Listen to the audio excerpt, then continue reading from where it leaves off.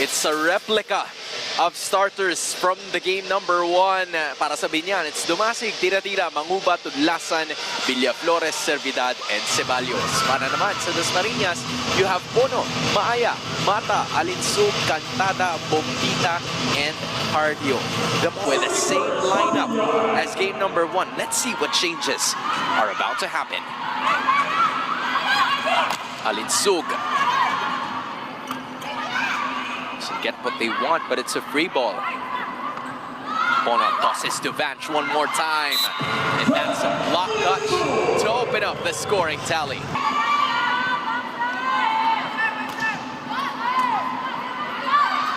Dumasig goes to Sam. Quite early, Tira-Tira is activated. The connection between the center and the middle blocker there. And also, of course, Tira-Tira making use of her height.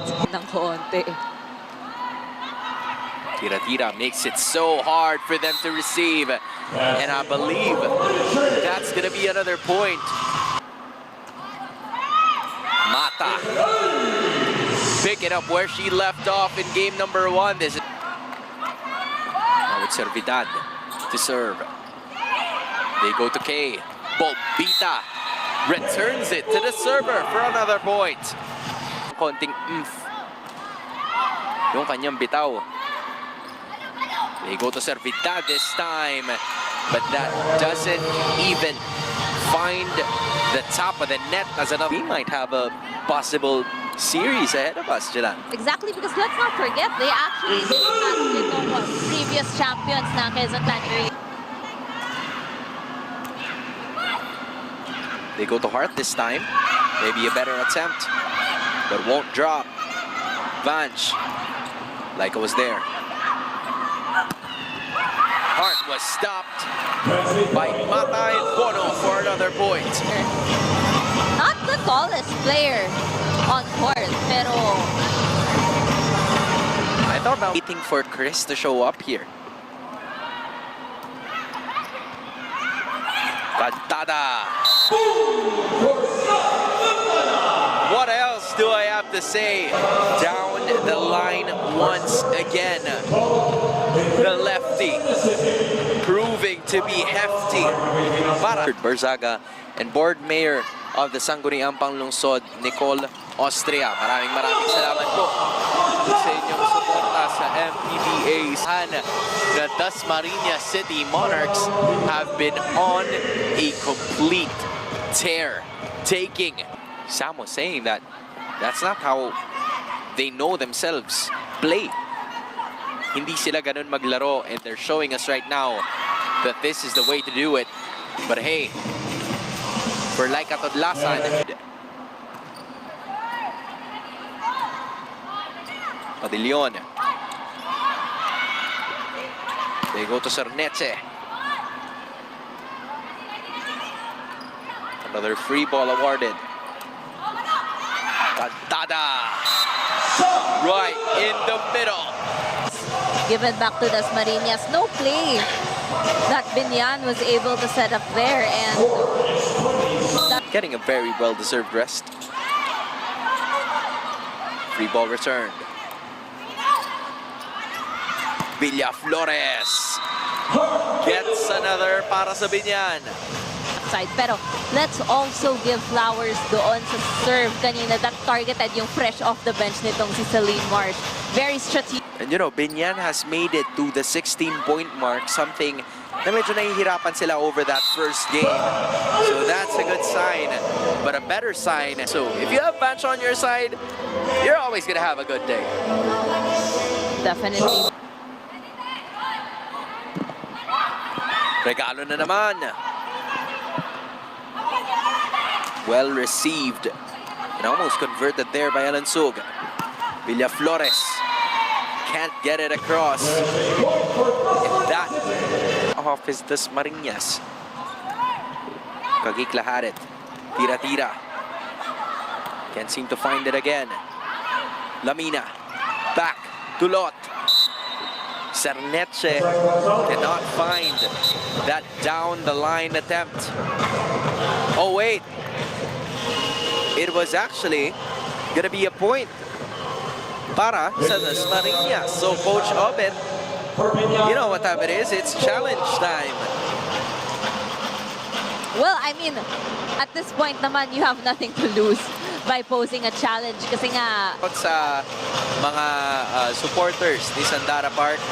Pero ito, we can park this conversation already as the ball goes in. And that is a point for Lot Cerneche. Yan Tatakjel Arellano, Lady Chiefs. It's 25-17. Dasmariñas takes game. Binyan needs to close out on that a little bit more. exactly, wala ka naman actually major na mapipintas talaga sa Binyan in their performance so far. Pero they really have to fine-tune. Yun lang talaga. Tomasic just tosses. And that worked better than what she thought she's gonna happen. Bola para sa Pag-asa. Alam mo, pwedeng kampanya. We're about to find that out very soon, but that goes out as Alinsug. Another high-flying attempt.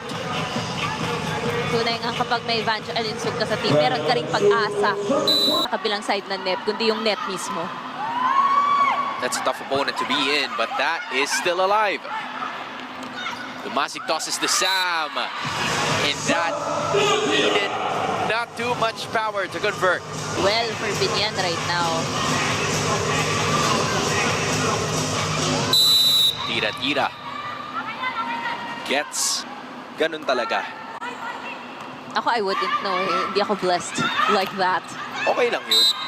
Ang mahalaga, may height pa din. Lasan here has been putting up her usual performance. Cantada goes a little soft. Tira-tira races it up for a free ball.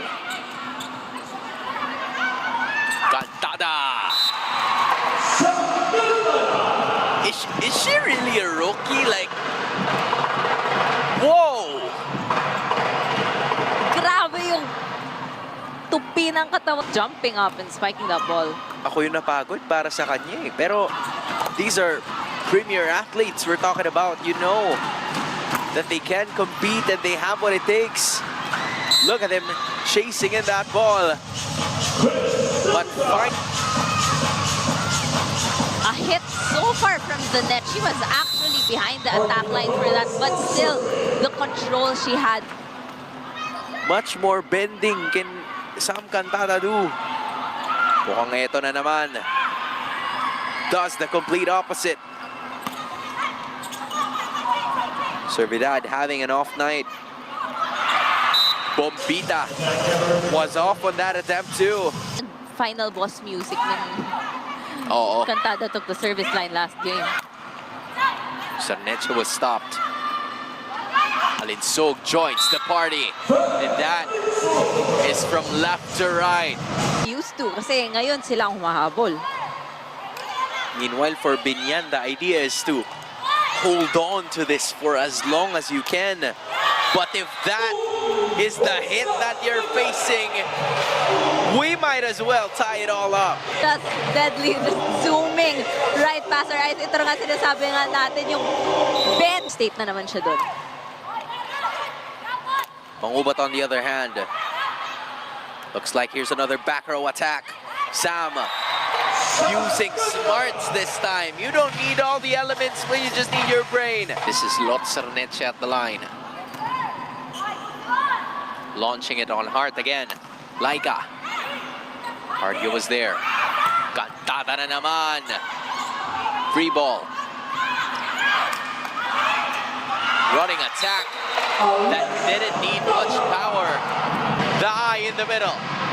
And sometimes, no, yun yung nakakapagtaka because Binyan beautifully defending against a very powerful pipe. Napakaganda nung ginawang one for Servidad. Even if she's not given those conditions, no problem. Look at this. Jelan, it seems like they have found in set 2.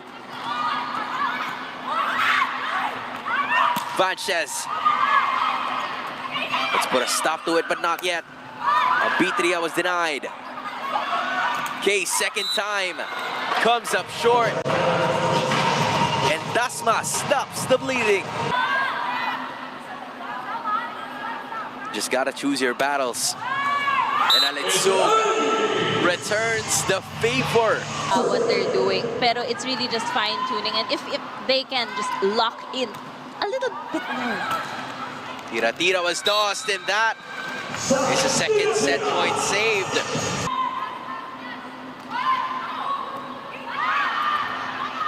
Not the best.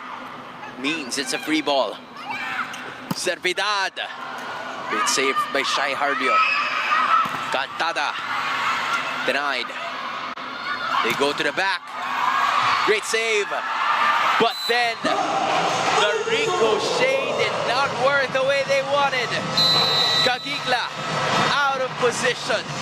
Closer to being the champion of MPVA.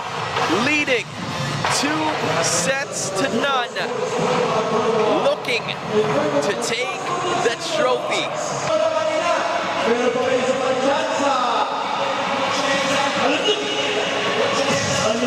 On the gas. And that is how it went. Yung ideya na alam nila kung kailan pipindutin yung gas to steps.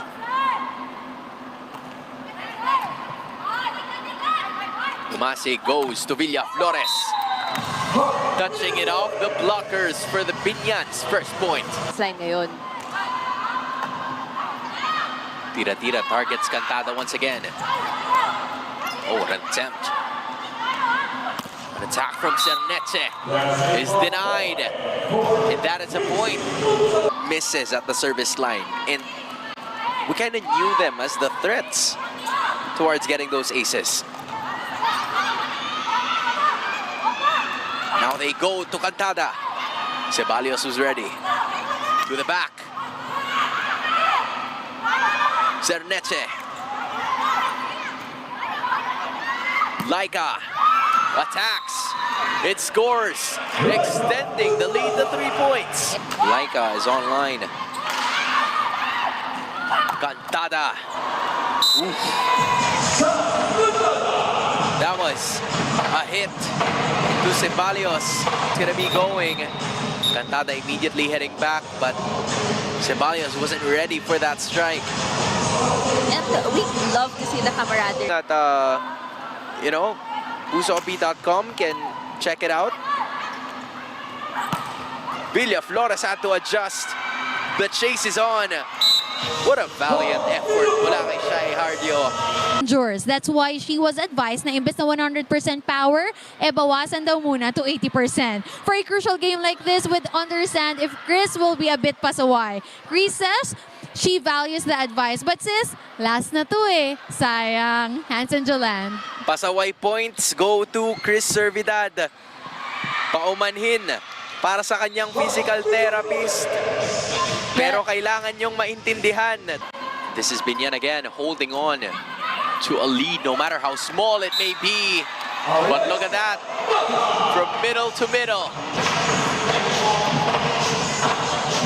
You really love just the commitment. Servidad tosses it to Hart. That pendulum goes to Dasmariñas. And then redeems herself. Ludlasan, a classic wall breaker.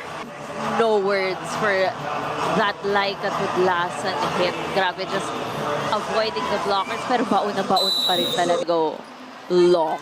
And I mean long talaga. Tudlasan just touched it. This is a free ball awarded by Padillon. 1-2. You rarely ever see Labina. Revelation, I mean. Going to Cantada. That goes in.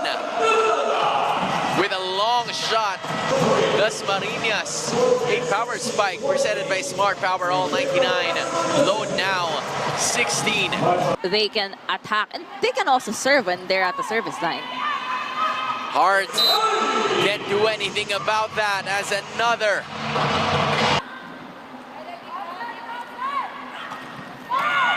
Cantada serving a bullet. Villaflores falls off short. And that, another bullet The drop didn't go. An error mula kay Maaya.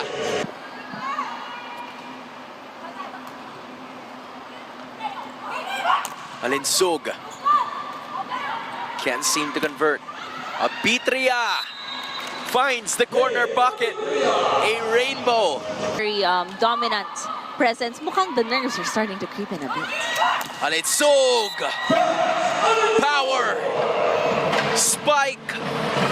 Sorry, what was I saying again? Did I mention nerves? Because para kay Badge Alinsug, walang kababi. Dasmariñas is at championship point. Won't go. Undefeated. Unblemished. Poised. And now, the queens of the MPVA. Your champions of the MPVA Season 2. The green in yellow. Dasmariñas City Monarchs. With your final score of 25-17, 25-21, and 25-18, Dasmariñas are your MPVA Season 2 champions.